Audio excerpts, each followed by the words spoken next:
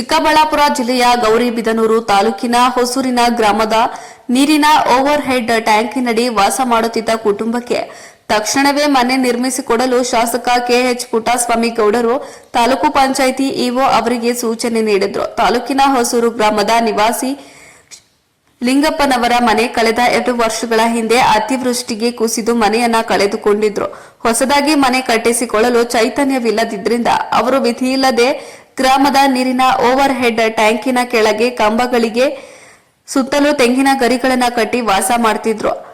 ತನಗೆ ಮನೆ ಇಲ್ಲದೆ ತಾನು ನಿರಾಶ್ರಿತನಂತೆ ವಾಸ ಮಾಡುತ್ತಿರುವುದನ್ನ ಅಧಿಕಾರಿಗಳಿಗೆ ತಿಳಿಸಿ ಮನೆ ನಿರ್ಮಿಸಿಕೊಡಲು ಗ್ರಾಮ ಪಂಚಾಯಿತಿ ಸದಸ್ಯರನ್ನ ಅಧಿಕಾರಿಗಳನ್ನ ಪರಿಪರಿಯಾಗಿ ಕೇಳಿಕೊಂಡಿದ್ರು.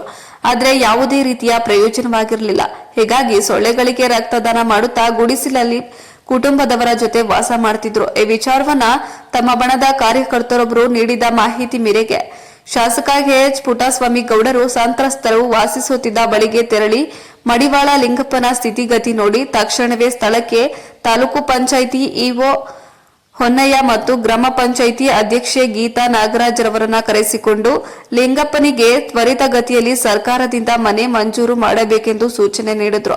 ಮನೆ ಪೂರ್ಣಗೊಳಿಸಲು ಸರ್ಕಾರದ ಅನುದಾನ ಸಾಲವಾದ್ರೆ ತಾವು ತಮ್ಮ ವೈಯಕ್ತಿಕ ಹಣವನ್ನ ನೀಡುವುದಾಗಿ ಭರವಸೆಯನ್ನ ನೀಡಿದ್ರು.